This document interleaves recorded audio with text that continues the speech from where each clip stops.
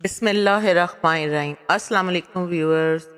رمضان کا آخری عشرہ چل رہا ہے اور رمضان کے آخری عشرے کے طاق راتوں میں ایک رات ایسی ہے جو کہ شب قدر کہلاتی ہے، جسے لیلۃ القدر بھی کہا جاتا ہے۔ یہ بہت ہی قدر و منزلت اور خیر و برکت کی حامل رات ہے۔ آج میں آپ کو بتاؤں گی کہ شب قدر کے کیا معنی ہیں اور شب قدر کا نزول کیوں ہوا، یعنی کہ شب قدر ہم مسلمانوں کو کیوں عطا کی گئی، اور اس کے علاوہ شب قدر کو مخفی کیوں رکھا گیا، یعنی اسے پوشیدہ کیوں رکھا گیا ہے۔ جیسا کہ آپ جانتے ہیں کہ رمضان کے آخری عشرے یعنی کہ 21 سے لے کر 30 تک جو طاق ہیں، یعنی کہ اوڈ نمبرز ہیں، 21، 23، 25، 27 اور 29، ان دنوں میں سے کوئی ایک رات شب قدر ہے اور اس کو پوشیدہ رکھا گیا مسلمانوں سے۔ اس میں واضح نہیں کیا گیا اللہ تعالیٰ کی طرف سے کہ ان میں سے کون سی رات شب قدر ہے یا لیلۃ القدر ہے۔ اس میں بھی کچھ حکمتیں ہیں۔ میں آج آپ کو شب قدر کا معنی بتاؤں گی، اس کی یعنی کہ معنی و مفہوم بتایا جائے گا۔ اس کی فضیلت تو آپ کو پتہ ہی ہے، پھر بھی تھوڑی سی ڈسکس کر لیں گے۔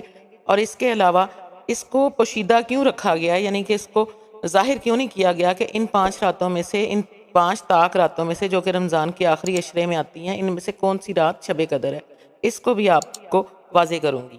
اور یہ رات مسلمانوں کو کیوں عطا ہوئی، یہ رات مسلمانوں کو کیوں دی گئی، اور سب سے افضل بات کیا ہے کہ اس رات میں کس چیز کا ورد کیا جائے، نفل پڑھے جائیں یا کوئی وظیفہ کیا جائے، تو یہ سب آپ کو آج اس ویڈیو میں بتایا جائے گا۔ تو اپنی گفتگو کا آغاز کرتے ہیں اس بات سے کہ شب قدر کا معنی و مفہوم کیا ہے۔ امام ظہری رضی اللہ تعالی عنہ فرماتے ہیں کہ قدر کے معنی مرتبہ کے ہیں۔ چونکہ یہ رات باقی راتوں کے مقابلے میں شرف مرتبہ کے لحاظ سے بلند ہے، اس لیے اسے لیلۃ القدر کہا جاتا ہے، یعنی کہ قدر والی رات۔ لیلہ کا مطلب ہوتا ہے رات، اور قدر والی رات۔ یہ بہت ہی قدر و منزلت اور خیر و برکت کی حامل رات ہے۔ اسی رات کو اللہ تعالیٰ نے 1000 مہینوں سے افضل قرار دیا ہے۔ 1000 مہینے کے 83 برس 4 ماہ بنتے ہیں۔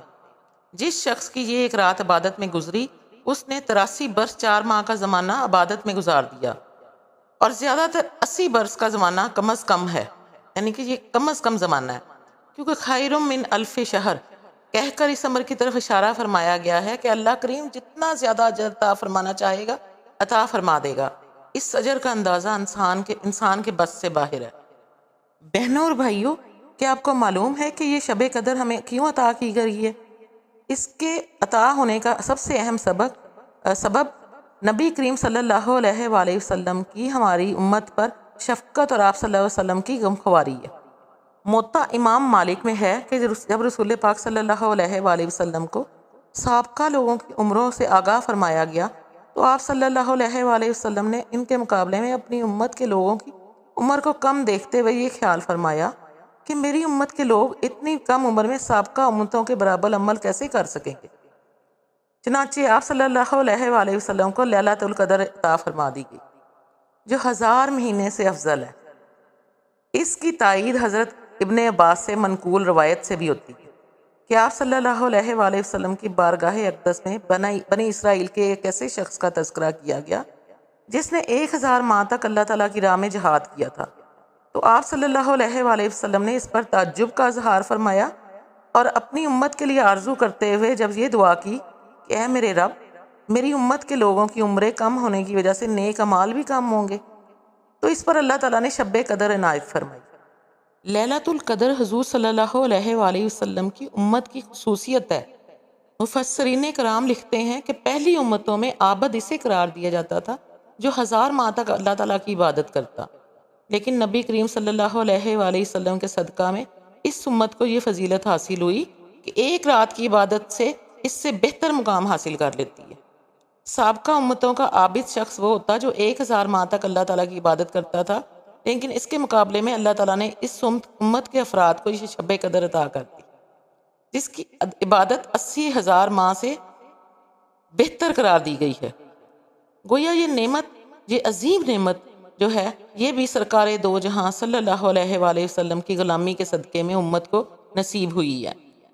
شب قدر کا خاص وظیفہ یہ ہے کہ حضرت عائشہ صدیقہ رضی اللہ تعالیٰ عنہا سے روایت ہے کہ میں نے رسول اللہ صلی اللہ علیہ وآلہ وسلم سے عرض کیا کہ شب قدر کا کیا وظیفہ ہونا چاہیے، تو آپ صلی اللہ علیہ وآلہ وسلم نے ان الفاظ کی تلقین فرمائی اللہم انکا عفو تحب العفو فاعف عنی۔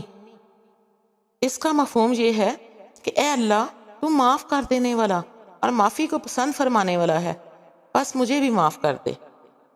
شب قدر یعنی لیلۃ القدر میں فرشتے نازل ہوتے ہیں اور اللہ تعالیٰ کی طرف سے خیر و برکت لے کر آتے ہیں، اور یہ سلسلہ طلوع فجر تک جاری رہتا ہے۔ اب میں آپ کو بتاؤں گی کہ شب قدر کی کیا علامات ہیں۔ حضرت عبادہ بن سامت رضی اللہ عنہ سے کی جانے والی ایک روایت میں شب قدر کی یہ علامات بیان کی گئی ہیں۔ اس میں سے پہلی علامت تو یہ ہے کہ یہ رات چمکدار اور صاف ہوتی ہے، نہ زیادہ گرم اور نہ زیادہ سرد، بلکہ خوشبودار اور معتدل ہوتی ہے۔ دوسرا، اس رات میں آسمان کی طرف نگاہ اٹھا کر دیکھنے سے دل میں سرور کی کیفیت پیدا ہوتی ہے۔ اس رات میں شیاطین کو آسمان سے پتھر نہیں مارے جاتے۔ تیسرا نمبر اس میں یہ ہے، تیسری اس کی خصوصیت یہ ہے کہ شب قدر کے بعد آنے والی صبح کے سورج میں گرمی اور تیزی نہیں ہوتی۔ بعض بزرگوں نے اس درختوں کو سجدہ کرتے بھی دیکھا ہے، جبکہ یہ بھی بیان کیا گیا ہے کہ اس رات میں کھارا پانی میٹھا ہو جاتا ہے۔ شب قدر پوشیدہ کیوں ہے؟ اس کی بہت سی حکمتیں ہیں۔ اللہ تعالیٰ اور اس کے پیارے نبی صلی اللہ علیہ وآلہ وسلم کا کوئی بھی کام خالی از حکمت نہیں ہوتا۔ اس کو متعین نہ کرنے میں بھی کئی حکمتیں ہیں، تاکہ مسلمان اس رات کی تلاش میں زیادہ نہیں تو کم از کم 5 تاک راتیں اللہ تعالیٰ کے ذکر اور عبادت میں گزاریں۔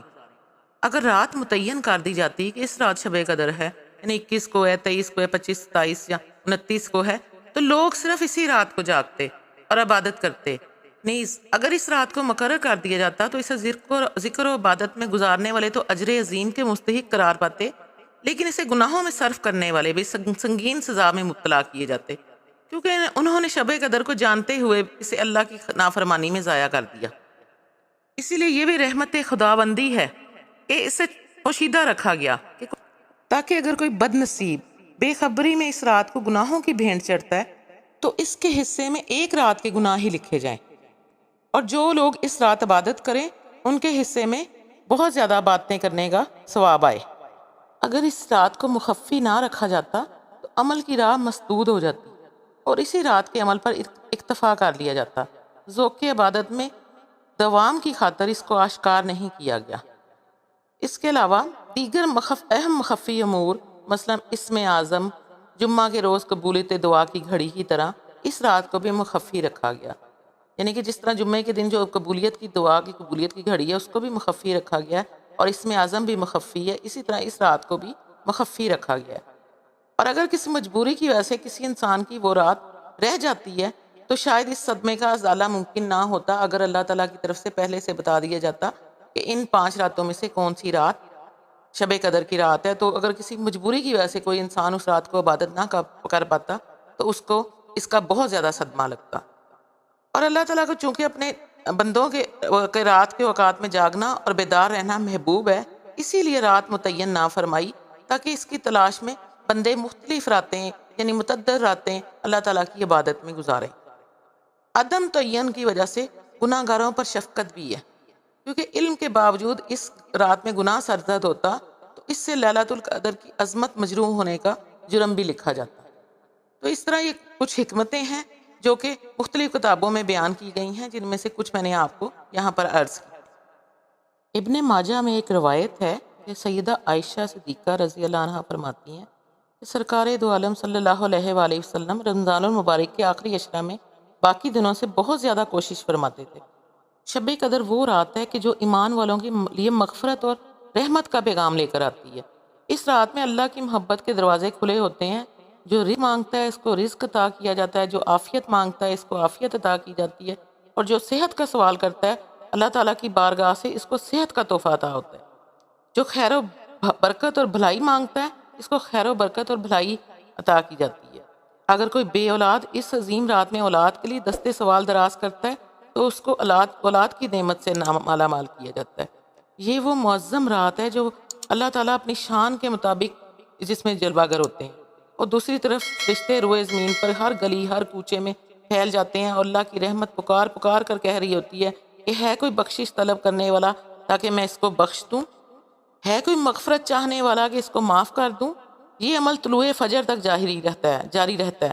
اور خوش نصیب اپنی اپنی خالی جھولیاں بھر کر لے جاتے ہیں۔ اس عظیم رات کی ہر گھڑی قبولیت سے مالا مال ہوتی ہے، ہر لمحہ اللہ کریم کی توجہ اور رحمت کا دریا جوبن پر ہوتا ہے، لہٰذا ہمیں پورے ذوق و شوق سے عبادت اور دعا کرنے کا اہتمام کرنا چاہیے، اپنے صغیرہ اور کبیرہ گناہوں کی معافی طلب کرنی چاہیے اور اپنے لغزشوں پر ندامت کا اظہار کرنا چاہیے۔ ہمیں رمضان کے آخری عشرہ کی طاق راتوں کو جاگ کر خصوصی اہتمام کرنا چاہیے تاکہ اللہ تعالیٰ کی رحمت کے مستحق قرار پائیں۔ خوش نصیب ہیں وہ لوگ جو اس ماہ میں زیادہ سے زیادہ نیکیاں سمیٹ کر اللہ رب العزت کی رضا اور خوشنودی حاصل کرنے میں کامیاب و کامران ہو رہے ہیں۔ اللہ تعالیٰ ہم سب کو قرآن و حدیث پر چلنے کی توفیق عطا فرمائے۔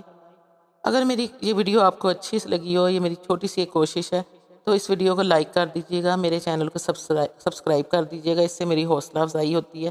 میں بڑی محنت سے ویڈیوز بناتی ہوں آپ کے لیے، تو اس کو آگے صدقہ جاریہ سمجھ کر شیئر بھی کر دیجیے گا۔ جزاک اللہ۔ اللہ کی امان میں رہیں، اپنا اور اپنے گرد و نواح کے لوگوں کا بہت خیال رکھیے گا۔ اللہ حافظ۔